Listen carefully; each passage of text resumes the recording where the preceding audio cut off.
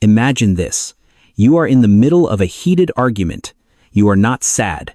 You are furious. You have the facts, you have the logic, and you are ready to deliver the final point that wins the debate. You open your mouth to speak, but instead of a shout, your voice cracks. A painful lump forms in your throat. Your vision blurs. And to your absolute horror, hot tears start streaming down your face. You try to stop it. You clench your fists. You tell yourself, don't cry. Do not cry. But the harder you fight, the faster they fall. The person you are arguing with looks at you confused or worse with pity. They think they have hurt your feelings. They think you are fragile. They think you are surrendering. But they are wrong. And you are not crazy. What you are experiencing is one of the most misunderstood biological reactions in human history. It is called an angry cry. And despite what society, your parents, or your school bullies told you, this is not a sign of weakness. It is not a sign that you are losing the argument. Actually, it is a sign that your brain is operating at such a high level of intensity that it has triggered a biological emergency protocol. You are not breaking down. You are overheating. To understand this betrayal of the body, we must look directly into the brain's control center. In a normal state, the human brain is ruled by the prefrontal cortex. This is the CEO. This area handles logic, language, strategy, and social rules. The prefrontal cortex is why humans can debate, plan, and hold back insults. But sitting deep inside the temporal lobes is a much older, much more primitive structure, the amygdala. The amygdala is the security guard. The amygdala does not care about logic. The amygdala does not care about social awkwardness. The amygdala only cares about survival. When the argument escalates, the brain detects a threat. It does not matter if the threat is a tiger or a rude coworker. The amygdala treats the threat exactly the same. The amygdala slams the panic button. This triggers the amygdala hijack. Instantly, the body is flooded with adrenaline and cortisol. The heart rate spikes, blood pressure rises. The body prepares for fight or flight. And here is where the glitch happens. In this high-stress state, the amygdala screams so loud that it disconnects the prefrontal cortex. The logical CEO is locked out of the office. The primitive security guard is now flying the plane. This explains the frustration. The person knows exactly what to say. The arguments are in the head, but the bridge to the mouth has been bombed. And then there is the throat. This is the most physically painful part of the angry cry. The sensation of a golf ball stuck in the throat. Scientists call this globus sensation.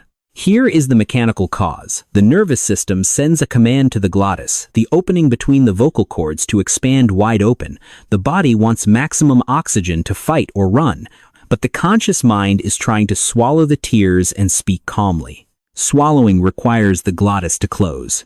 So the body has a war in the throat. The survival instinct forces the throat open. The social instinct forces the throat closed.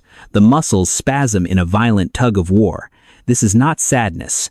Sadness is a slow, heavy energy. This reaction is pure kinetic friction. The tears that follow are not tears of grief. These tears are the result of a system that is running too much voltage through wires that are too thin. The engine is not broken.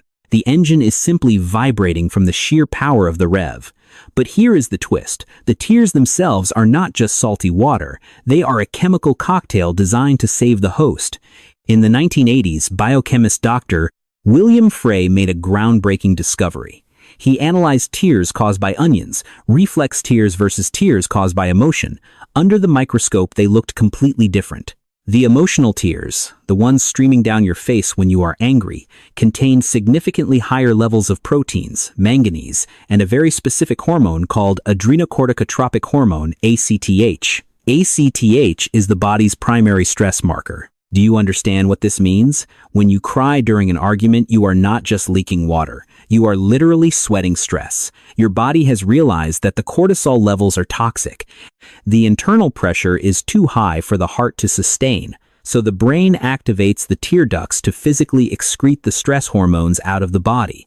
You are not crying because you are weak. You are crying because you are efficient. Think of your brain like a high-tech server room. The argument is the data load. The anger is the heat. As the temperature rises, the servers, your logical abilities start to glitch. If the heat gets too high, the system will permanently crash.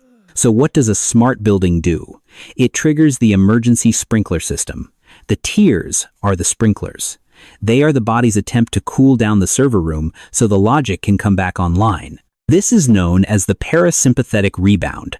After the intense spike of adrenaline, sympathetic nervous system, the body violently swings the other way to force relaxation, parasympathetic. The tears contain leucine and enkephalin, a natural painkiller produced by the brain. It is an endorphin similar to morphine. The body is literally drugging itself to stay calm. This redefines the entire experience. That moment when the tears fall is not the moment you lost.